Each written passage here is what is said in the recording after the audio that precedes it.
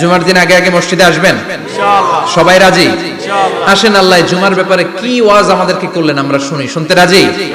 আল্লাহ বললেন ইয়া আইয়ুহাল্লাযীনা আমানু ইযা নুদিয়া লিস-সালাতি মিন ইয়াউমিল জুমআতি ফাসআউ ইলা যিকরিল্লাহি ওয়া যারুল বাই' যালিকুম খায়রুল লাকুম ইন কুনতুম তা'লামুন। পড়েন না আল্লাহু আকবার।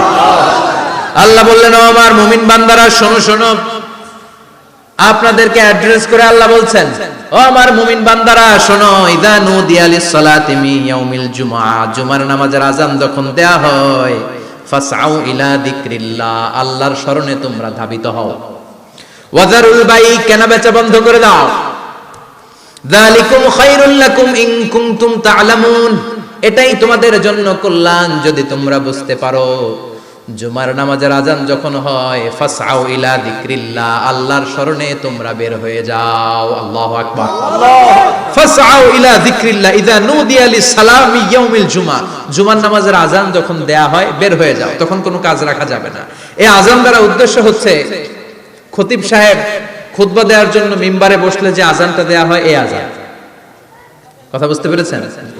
কিন্তু দুর্ভাগ্যজনক হলে সত্য, আমাদের বাংলাদেশে এই আযানটা কেন যেন মুয়াজ্জিন ভাইরা ইমাম সাহেবের সামনে এসে আস্তে আস্তে দেয়, ছোট ছোট করে ইমাম সাহেবের মুখের উপরে দেয়, মাইকে দেয় না। এটা পাইছে কই? এটা যে কোত্থেকে ঢুকছে এক আল্লাহই ভালো জানে। আযান মানে অ্যানাউন্সমেন্ট। আযান মানে কি? কথা বলেন। অ্যানাউন্সমেন্ট কি জোরে হবে না আস্তে? তো সব আযান মাইকে এত সাউন্ড করে, এই আযানটা ইমাম সাহেবের মুখের সামনে এসে ছোট ছোট করে কেন দেয়? এটার কোনো দলিল আছে বলে আমার জানা নাই। এই আযানটা মাইকে হতে হবে।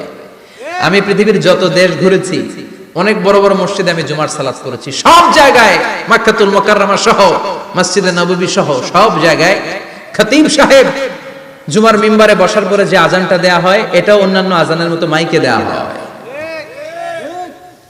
আল্লাহ বললেন ইযা নুদিয়া লিস-সালামি ইয়াউমিল জুমআ, জুমার দিনে আযান যখন দেয়া হয়, এই আযান দ্বারা উদ্দেশ্য হচ্ছে খতিব বসলে যে আযান 12:30 12:15 দিকে যে আযান, এই আযান উদ্দেশ্য নয়। বিশ্বনবীর সময়ে এই 12:30 12:15 দিকে যে আযান ছিল এটা ছিল না। বিশ্বনবীর সময় ছিল না, আবু বকরের সময় ছিল না, সাইয়েদনা ওমর ফারুকের সময় ছিল না। এটা চালু হয়েছে সাইয়েদনা উসমান যুন্নুরাইনের সময়। তখন মদিনাতে মানুষের সংখ্যা অনেক বেড়ে গিয়েছে, লোকজন আর জায়গা হয় না, মুসল্লিতে ঠাসাঠাসি। উনি ঘোষণা দিলেন সুক জাওরা, জাওরা নামক বিশাল একটা বাজার আছে, ঘোষণা দিলেন এখন থেকে ওই জায়গায় জুমার নামাজ হবে। মানুষ যেন আগ থেকে প্রস্তুতি নিয়ে আসতে পারে, এজন্য জাওরা নামক বাজারে উনি আর একটা আযান দেওয়ার প্রচলন করলেন। সুবহানাল্লাহ। সেখান থেকে আজ অবধি আমরা এই অতিরিক্ত আযানটা দিয়ে থাকি। এটা নবীর সুন্নাত না, এটা সাহাবীর সুন্নাত। বিশ্বনবীর সুন্নাহ মেনে নেওয়া যেমনি আবশ্যক, 4 খলিফার থেকে পাওয়া সুন্নাতগুলো মেনে নেওয়া আবশ্যক। বিশ্বনবী বলেন আলাইকুম বিসুন্নতি ওয়া সুন্নাতিল খুলাফায়ে রাশিদিন আল মাহদিয়িন, আমার সুন্নাত ধরবা, হেদায়েত প্রাপ্ত 4 খলিফার সুন্নাত ধরবা। কেমনে ধরবা? ইক্ষু চিনেন? ইক্ষু না গ্যান্ডারি নাকি আখ না কুশাই? হ্যাঁ, আখ। কাঁচা আখ খায় কি করে? এই সামনের দাঁত দিয়ে ভাঙে না? সামনের দাঁত দিয়ে বলে ভাঙে, চাপার দাঁত দিয়ে, এই জায়গার দাঁত দিয়ে শক্ত করে ধরতে হয়। বিশ্বনবী বললেন আব্দু আলাইহা বিন নওয়াজিজ, আমার সুন্নাত আর সাহাবীদের সুন্নাতকে চাপার দাঁত দিয়ে আঁকড়ে ধরে যাতে ছুটে না যায়। চিল্লায় পড়েন আল্লাহু আকবার, আল্লাহু আকবার। এটা সাইয়েদনা উসমানের সুন্নাত। বিশ্বনবী বললেন ইযা নুদিয়া লিস-সালাহ মিন ইয়াউমিল জুমআতি ফাসআউ ইলা যিকরিল্লাহ, জুমার দিনে আযান যখন দেয়া হয়, ফাসআউ ইলা যিকরিল্লাহ, আল্লাহর স্মরণের দিকে ধাবিত হও। দেরি করো না। দেরি করা যাবে না। আযান হইলে কোনো কাজ রাখবেন? কোনো ব্যস্ততা থাকবে? কাজ একটাই, জুমার নামাজ। চিল্লায় বলেন কাজ একটাই, সেটা কি? জুমার নামাজ। আল্লাহ বললেন ফাসআউ, ফাসআউ এর শাব্দিক অর্থ হচ্ছে দৌড়াও। আসলে কি? তো এই দৌড়াও দিয়ে আসলে দৌড়াও বোঝানো হয়নি, এটা দ্বারা বোঝানো হয়েছে আল মুবাদারা ওয়াল ইহতিমাম, ইম্পর্টেন্স দেয়া, এমফাসাইজ করা, গুরুত্ব, গুরুত্বের সাথে আগে আগে প্রস্তুতি নাও। ফাসআউ দ্বারা দৌড়ানো বোঝানো হয়নি। প্রমাণ কি? কারণ বিশ্বনবী দৌড়ে দৌড়ে নামাজে যেতে নিষেধ করেছেন। বিশ্বনবী বলেছেন ইযা উকিমাতিস সালাহ, মনোযোগ দিয়ে শুনে, ইযা উকিমাতিস সালাতু ফালা তা'তুহা তাসআউন ওয়া আতুহা তামশুন আলাইকুম বিসাকিনাহ ফামা আদরাকতুম ফাসাল্লু ওয়া মা ফাতাকুম ফাতিম্মু, যখন নামাজ শুরু হয়ে যায় দৌড়ে দৌড়ে যাবে না। তামশুন, হেঁটে হেঁটে যাও। আলাইকুম বিসাকিনা, ধীরে ধীরে যাও। ফামা আদরাকতুম ফাসাল্লু, ইমাম সাহেবের সাথে যে যত রাকাত পাবা পড়বা। ওয়া মা ফাতাকুম ফাতিম্মু, যেটা ছুটে যায় নিজে নিজে পড়ো, কবুল করে নেবে কে? আল্লাহ। কিন্তু দৌড়ে যায় নামাজ ধরা যাবে? খবরদার, ধীরস্থির ভাবে যাবে। হাঁটার মধ্যে একটা গুরুত্ব দিয়ে তাড়াতাড়ি ধরতে চাবেন, কিন্তু দৌড়ে যাওয়া যাবে? নিষেধ করেছেন। অনেক মুসল্লিরা এটা করে। ধরেন মাগরিবের নামাজ, ওযুখানাতে মুসল্লিরা ওযু করতেছে, ইমাম সাহেব নামাজ শুরু করেছেন, আল কারিআতু মাল কারিআ ওয়া মা আদরাকা মাল কারিআ, মুখস্থ আছে না সবার?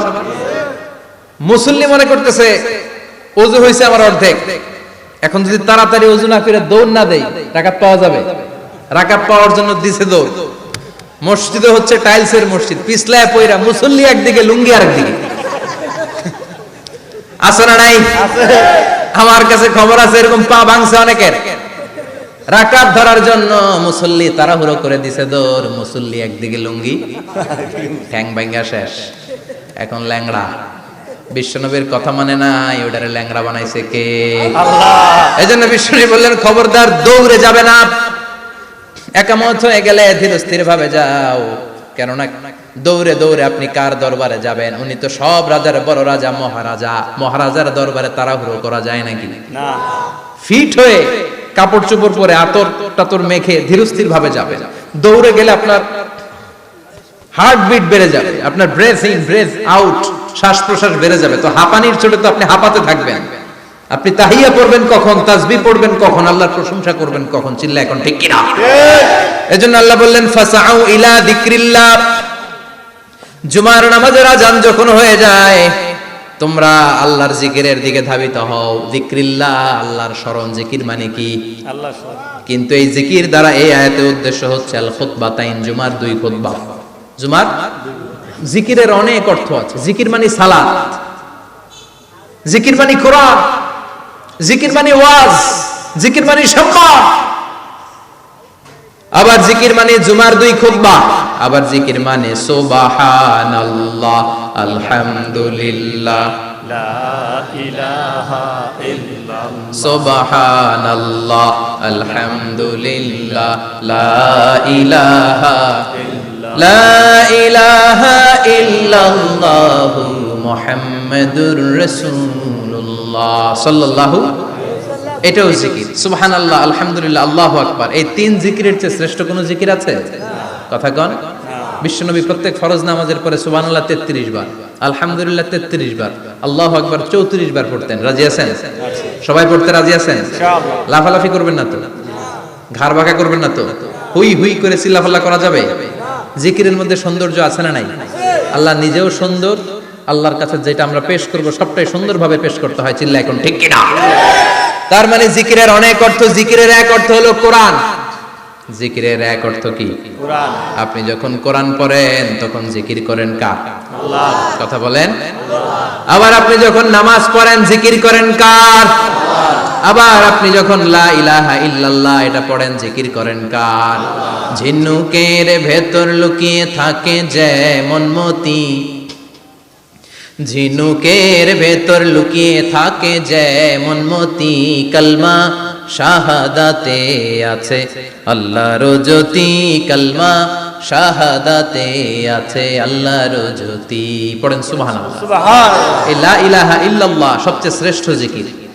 সাইয়েদনা মুসা আলাইহিস সালাম আল্লাহরে বললেন, আল্লাহ আল্লিমনি যিকরান, আপনি আমার এমন একটা জিকির শিখায়া দেন, লা ইয়ালামুহা ইল্লা আনতা ওয়া আনা, যে জিকিরটার শব্দ আপনি আর আমি ছাড়া কেউ জানবে না। দুনিয়াতে যত অদ্ভুত অদ্ভুত প্রশ্ন